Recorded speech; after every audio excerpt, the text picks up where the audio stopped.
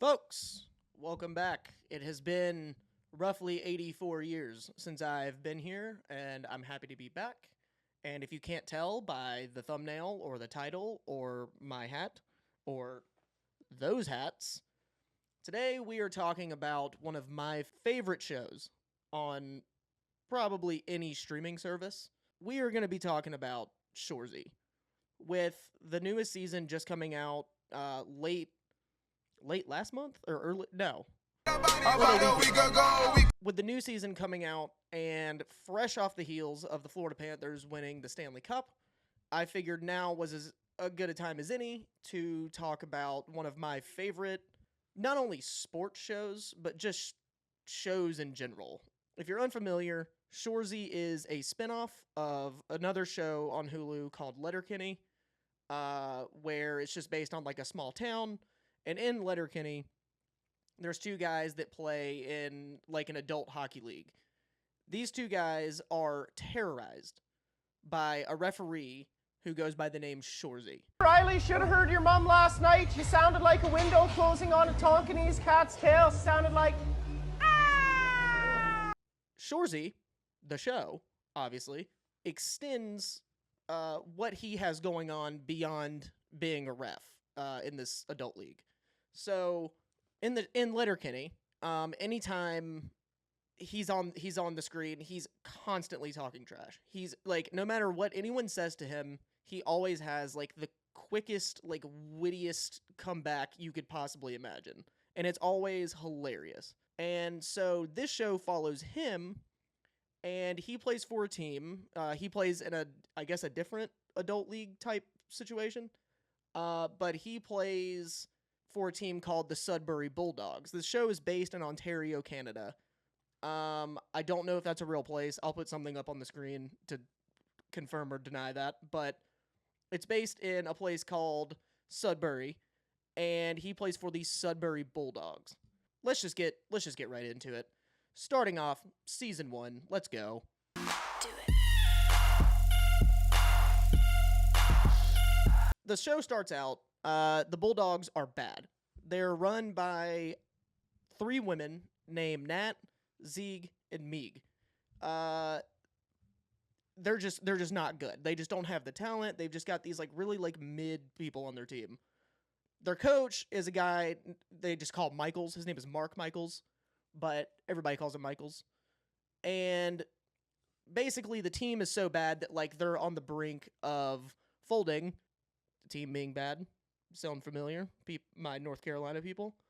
So Shoresy says, basically, I'll take it into my own hands. I'm gonna call in some people. I'm gonna call in the big guns, if you will. So he calls in 4 guys. Dolo, who is apparently he played professionally at one point. He dropped hockey to become a rapper, which his like shtick is he raps in English, but in the show he only speaks French. Like he understands English, obviously, but he only speaks in French. They call in a guy named Ted Hitchcock, which the running joke in the show is his name is Ted Hitchcock, but if you say it really fast, it sounds like 10 inch cock.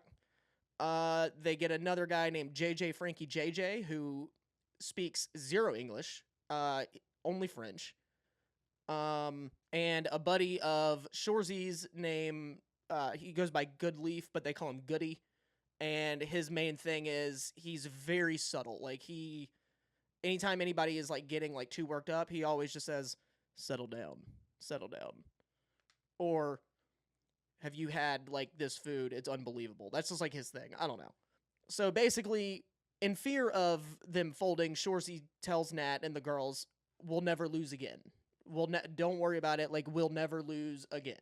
Nat goes out, finds 3 more guys to boost this team up, and they're 3 former, I guess, like pro-am players that work at a local jail. They're security guys, and all 3 of them are named Jim. So in the show, when Shoresy goes to meet with them to try to talk them into coming onto the team, being on the team, he's like, okay, so you're all 3 of you are Jim? And they say, yeah.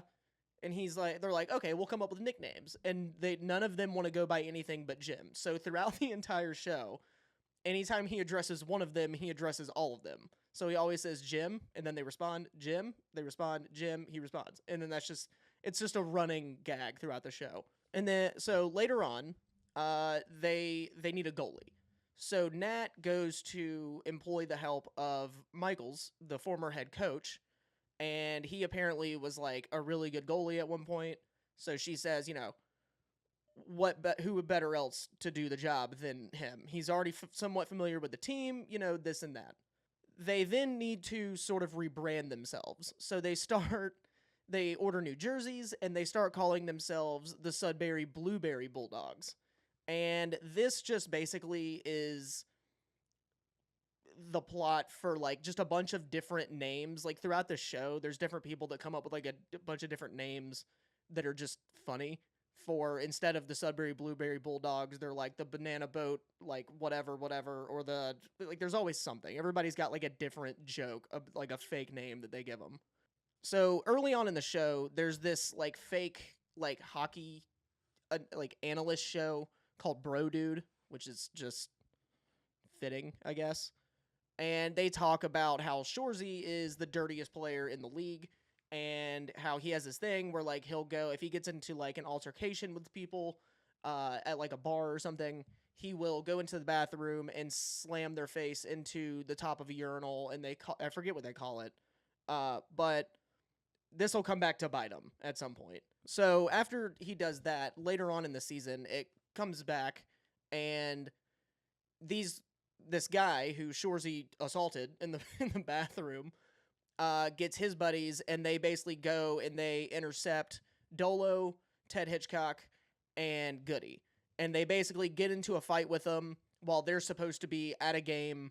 So they end up late, and they're like, Shoresy's whole thing is, well, if you can't lose, don't play. And the girls are confused. They're like, what do you mean by that? So instead of playing the game, he just basically initiates a fight that bleeds into the tunnels so that it's not broadcasted by, whoever's filming it. So after Shoresy starts this fight and it bleeds into the tunnels and everything, the ladies go and meet with the board of the league to basically try to talk them down on their penalty. There's only 2 games left in the season, and they're doing better than they were the past season. So they're like, okay, fine, like we'll minorly penalize you. So in the last game of the season, they go up against the Sioux Cyclone, which they're apparently really good, and they don't even send their starters to play the Bulldogs. That's what they think of the Bulldogs. They don't even think they're worth sending their main guys to go and play. So the Bulldogs take that personally. They kick the hell out of the Cyclone, and onto...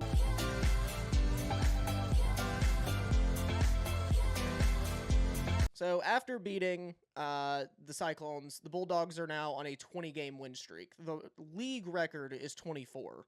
So they have the opportunity to not only this be their best season, but for them to be the best team in the league ever.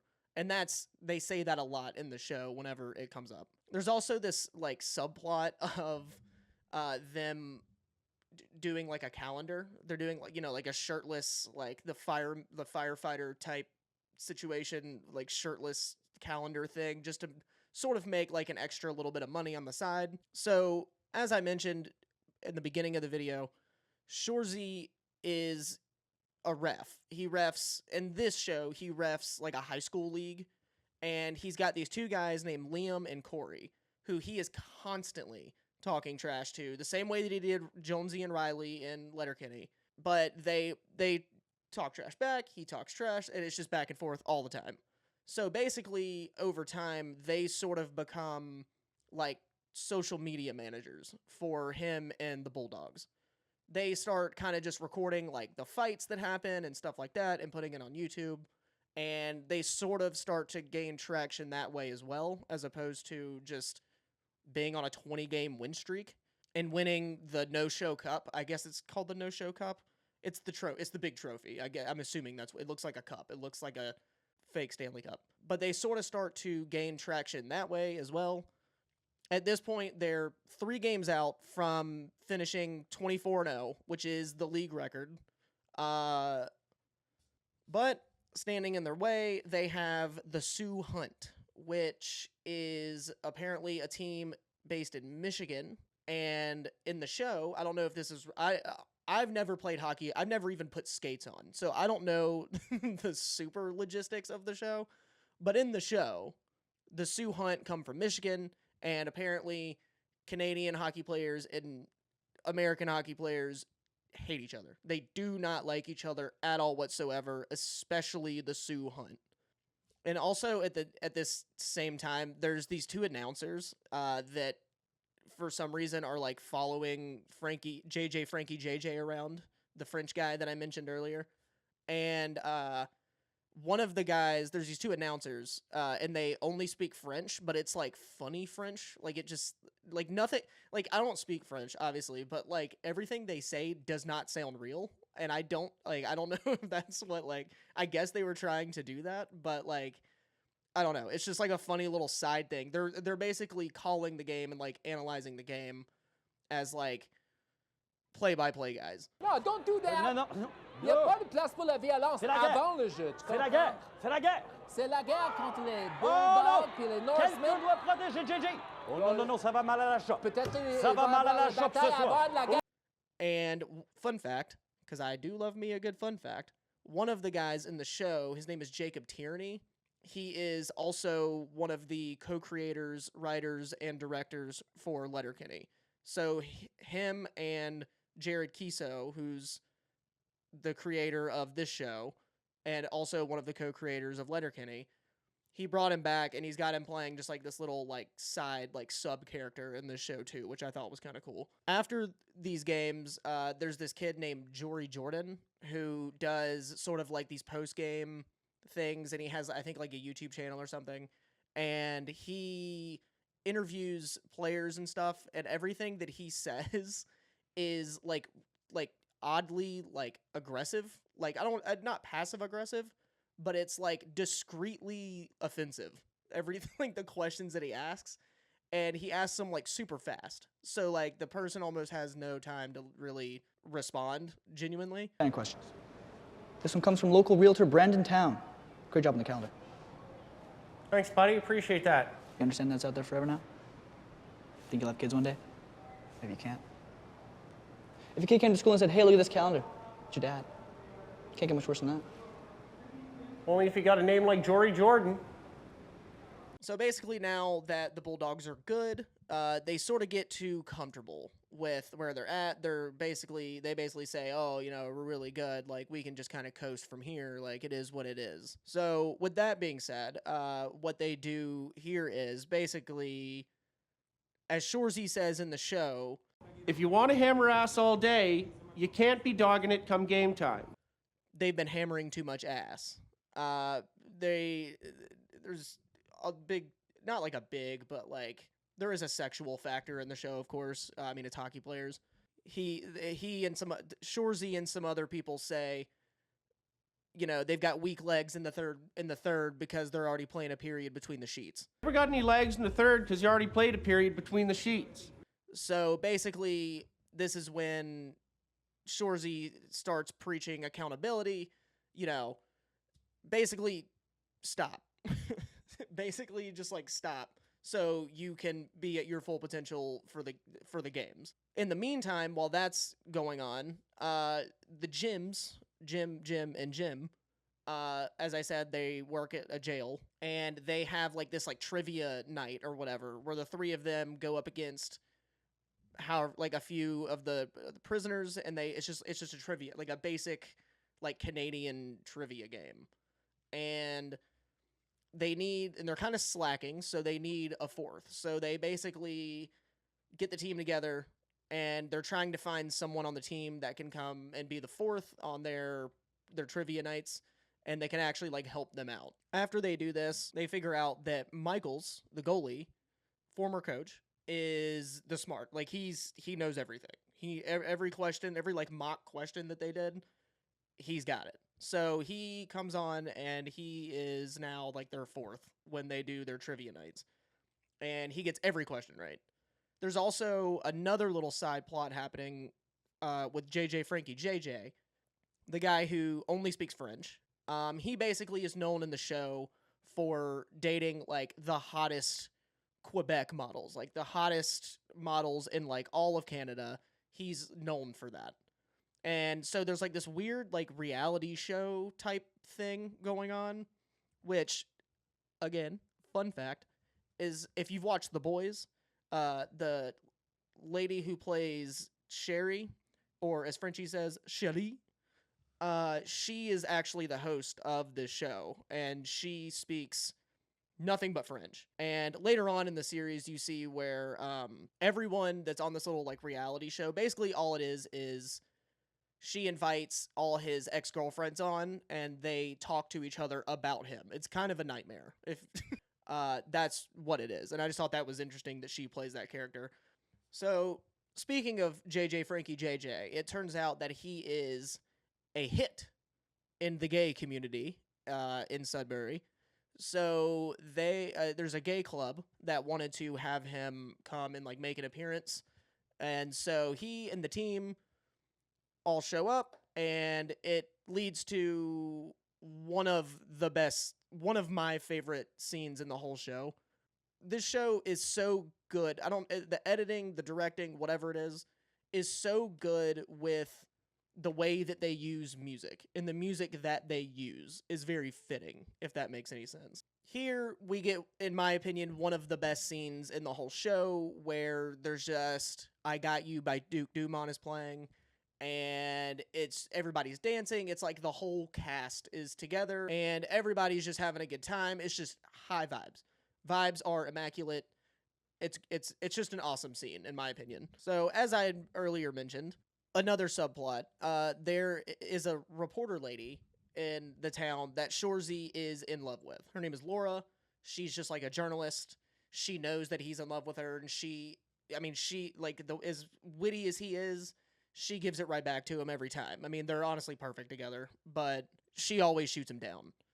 So after this night at the gay club, she offers to let him come back to her place, and they can shaboing, if you will. And he declines because he wants to practice what he preaches. He told everybody else, stop doing what you're doing, so he's not going to go and do it. After this, as I mentioned earlier, there were talks of them doing like a calendar to sort of just make a little bit of extra money.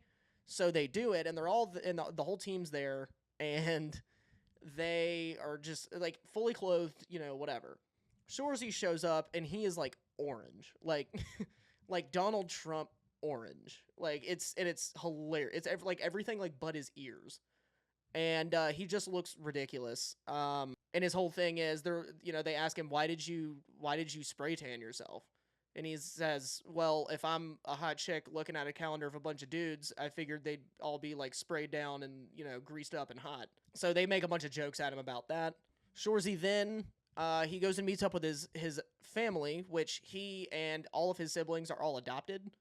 So he's got like an adopted dad and his sister and his brother, and they're all like, it's just like a big adoptive happy family. And they're all similar. Like they're all just as witty as he is. They're all good. After that dinner, he goes and he makes coitus with Laura the journalist, basically going back on his whole thing of like, don't do this.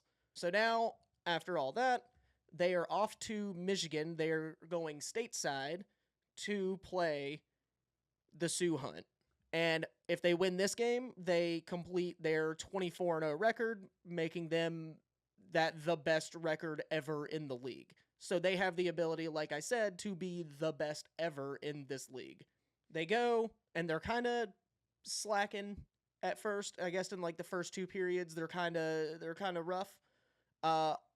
All of the guys, like girlfriends or like girls like of interest, show up to the game, and everybody just plays lights out. Everybody just starts going dummy. They play lights out. The season ends with Nat telling Shoresy, that because they are 24-0 and they're the best team in the league, for the next tournament, all the other teams have to come to Sudbury. They have to come play them, as they say, in their own barn.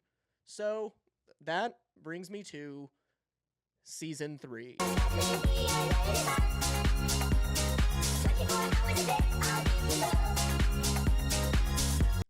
At the beginning of season 3, we find out that the Bulldogs lost to the Sioux Hunt in Game 7 of their 7-game series.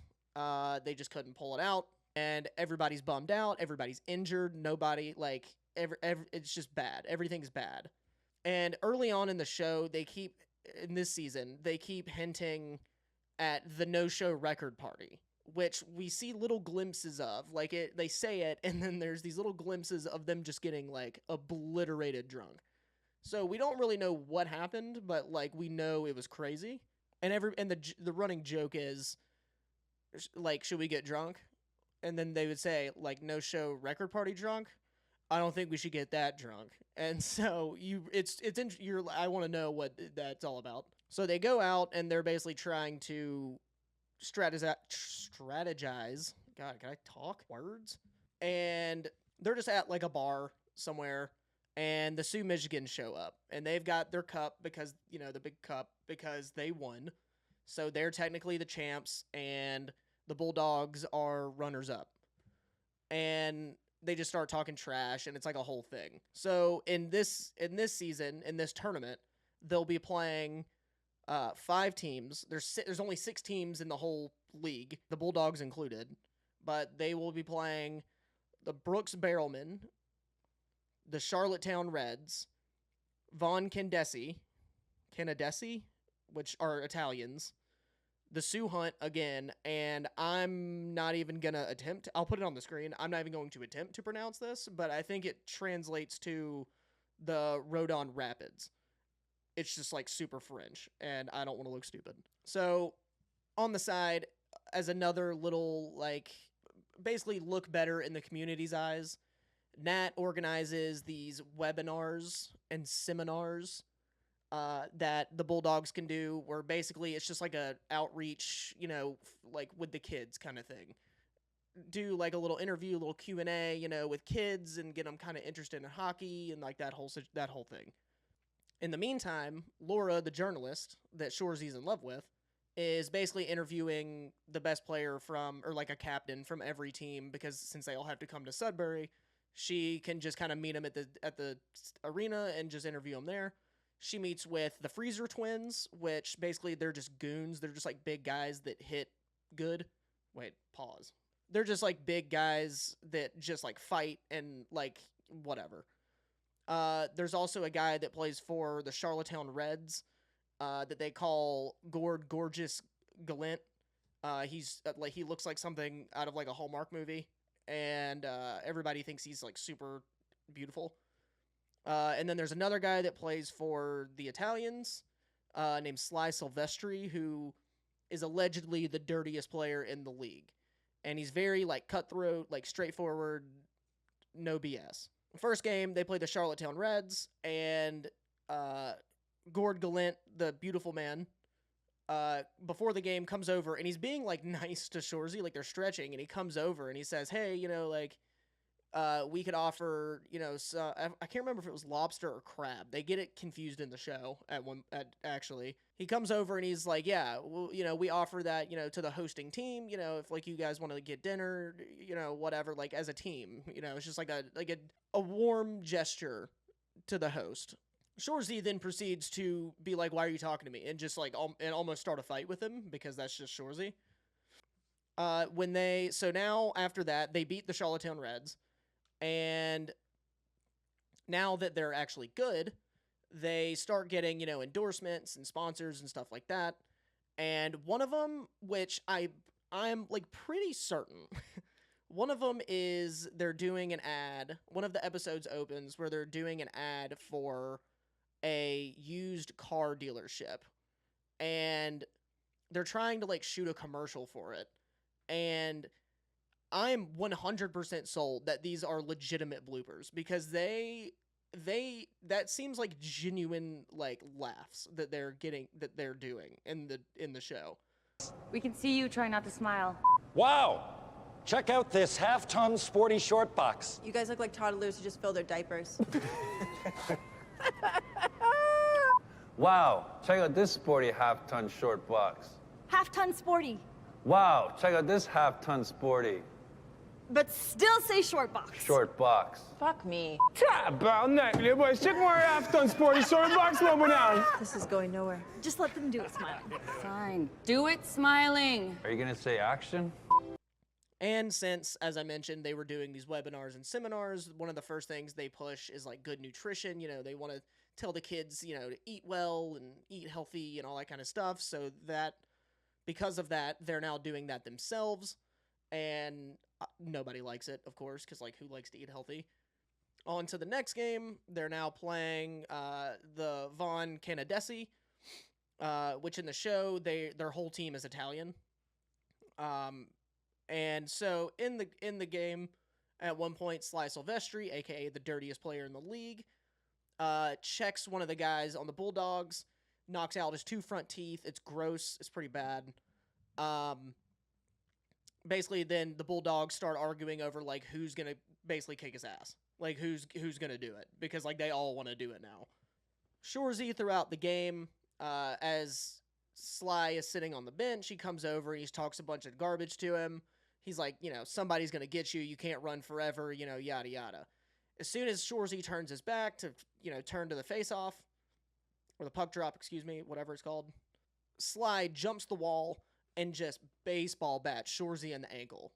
And Shoresy goes down. Of course, the Bulldogs jump the wall themselves, and now all 3 gyms and everybody are all over him, which ironically, early in the show, when Shoresy wants to reach out to the 4 main guys that I mentioned, JJ Frankie JJ, Shoresy did the exact same thing to him.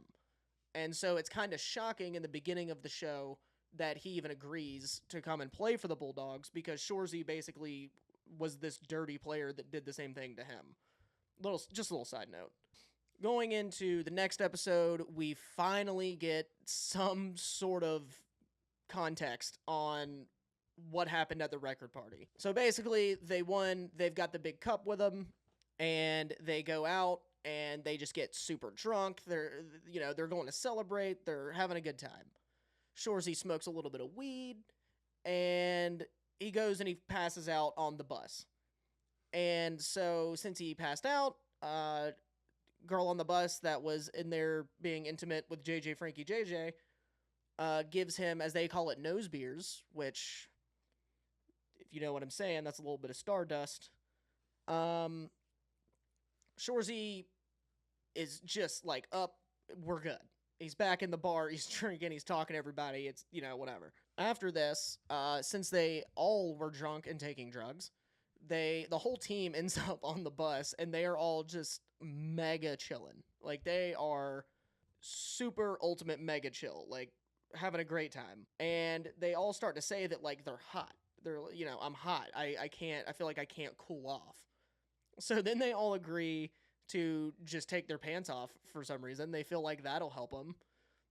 Instead of their jackets. I don't know why. So once they do that, this leads into one of my other favorite scenes of the show. Same thing as season 2. It's a good song, dancing, high vibes, you know, whatever. It's a great scene. I love it. Then they sort of narrow it down. They think that it's their hair that's making them hot, which this is sort of getting into, like, meth activities. So they buzz, like, one single strip down from, like, from the scalp down. And they all, like, the whole team does it. And then they're like, oh yeah, that fixed it. That was it. That was the problem. And you see that in the beginning of the season. You see, like, there's, like, a shot of them standing there for the anthem. And you see they all have this strip down the back, like, buzzed off the back of their head. And you're, what is that? And so it kind of comes full circle. So it turns out with these webinars and these seminars that they've been doing that Nat put on, Shoresy is a hit with the kids. The kids think he's hilarious. So just like anything else, Shoresy's good for business. This episode, they play against the Brooks Barrelmen, which I believe they said are from Alberta, and they're in their spare time, they're like bull riders. Like they're playing hockey and they're bull riders. That's like some of the hardest I've ever seen in my life. But they have these two guys, as I mentioned, the Freezer twins, because they're the size of freezers. And they're just idiots. They are complete idiots. Like it's crazy. Like they don't know what's going on at any point ever. They're just dumb. Because as I said, they're goons. They're just there to hit people and fight. That's pretty much it. Since Shoresy got hit, Sly Silvestri hit him in the leg. Since then he's been limping around, and the whole team is just hurt. So everybody's kind of struggling right now. On the bench, so there was a guy that was, I should have mentioned this earlier. There's a guy who goes by Sanguinette or Sanger in the show. He, at one point, was a player, but they ultimately made him head coach after they kicked Michaels out of being head coach. So he's been the head coach since, I think early to mid season, early season 1. So I should have mentioned that earlier. But him and Shoresy are going back and forth. They're just having conflicting. They don't agree with what the other's saying or what the other's doing. And Shoresy he says, okay, well, why don't you go out there and show me? How would you do it? So Shoresy hops onto the ice. He gets the puck and he gets decked, completely unconscious. Dude is out cold, unresponsive. Later, we see I don't remember if it was after the game or during the game or what, or during an intermission, but Shoresy's sitting in the locker room and the whole team is standing around him, and he goes, "Did we win?" And Ted Hitchcock says something about something, I don't remember. He's kind of hard to understand at times. But the same guy that got his teeth knocked out by Sly Silvestri had, when Shoresy was talking to him, he said, "You're going to be on TV later. Are you ready to be on TV? With all this?" And he asked Shoresy in this situation, as Shoresy's sitting there, barely conscious, he says, "Are you ready to be on TV, or can you go, or whatever?" And for the first time, Shoresy says, "I can't go." He can't, I'm not going to make it. I'm not going to be able to go out there and play. Next episode opens with Shoresy is face down, unresponsive on the ice. It's bad. He got knocked out completely cold by, I'm assuming, one of the Freezer twins. Nat tells him, it might be smart that you never play again. And basically they have this argument of, he wants to play, and she says, "Well, I can't just put you back out there because an entire arena just saw you get knocked out cold. That's going to look bad for everybody if I put you back out on the ice the next game after that." So Shoresy is mad at her because she won't let him play, and Shoresy kind of goes on this reflection tour where he sort of goes and he just kind of thinks about the whole thing and everything, and meets with his family, and it's a whole thing. In the beginning of the season and throughout the season, there's this, I think I mentioned the bro dude hockey. If I didn't, these analysts that just sit around and talk about the no-show. I think her name is Anik. She offers Shoresy, "Hey, do you want to, come be an analyst on the show?" And of course, in Shoresy fashion, he declines disrespectfully. During this game, since Shoresy's not playing, he goes and he sits with his buddies Liam and Corey in the stands, and behind them, they're also playing the Sioux Hunt again, but behind them, there's two Hunt fans that are just obnoxious. And the team's starting to struggle, they're losing, and they're just, they just can't get things clicking. So Nat texts Shoresy, tells him, find a way to contribute, because he always says, there's always something I can do to contribute. So Liam and Corey throw their drinks on the guys behind them, and the episode ends. And the finale opens with right where episode 5 left off. There's now a giant brawl happening in the stands, caused by Shoresy and Liam and Corey. That sets the tone for the Bulldogs, and they are able to come back and win, eliminating the Hunt from the tournament. After they do another seminar, Shoresy is approached by, I guess, the woman that like runs the seminar thing, and she says that they're opening a hockey school, and she wants him to come and teach at the hockey school. He declines. They're now playing that French team, the Rodon Rapids again, and they're down 4-0. Everybody's hurt. Everybody's injured. It's not looking good. This is for it all. This is to be the best in the country, they say in the show. And during, I guess, the second intermission, Shoresy kind of goes around and he sort of has these quick little, like, intimate talks with everybody. You know, have you ever won a championship? Win one today. It's been a while since you scored a goal. Score one right now. He just, you know, just kind of trying to whip people back into that state of mind of winning. They go back out. They rally. They win 5-4. And they win the cup. And it sort of now, the team, you know, they're all going to celebrate and all this stuff. Shoresy kind of has to take a minute. He's carrying the cup. Everybody kind of goes on without him. He sits the cup down, and he just has a moment where he just breaks down in the hallway there in the tunnels. And Nat comes up, doesn't say anything, but just consoles him. So after they win, another one of like the running jokes in the show was that since they have that streak on the back of their head, they wouldn't fix their haircut until they won it all. So once they do, it cuts to everybody in the locker room, and they're all shaving each other's heads, like almost bald.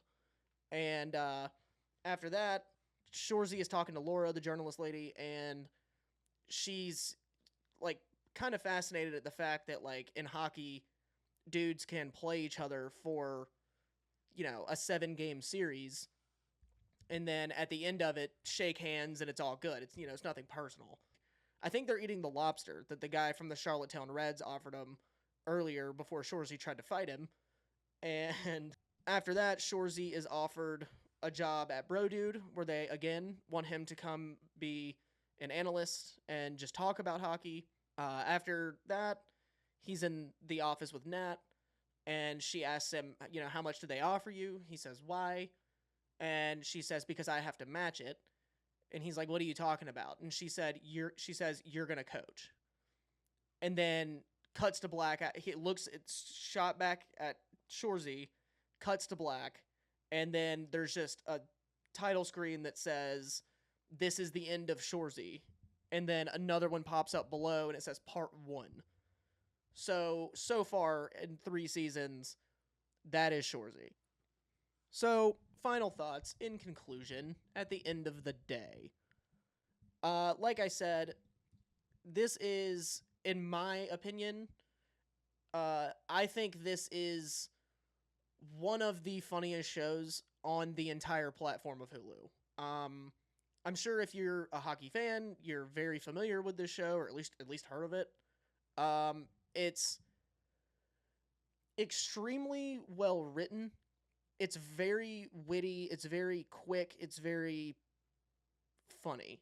I don't really know how else to explain it. The writing, the directing, and one of my biggest favorite things in the show is the music. The music that they use, the way that they use the music, everything about it is incredible. All the actors, every single actor in the show is awesome. They're all perfect all the time.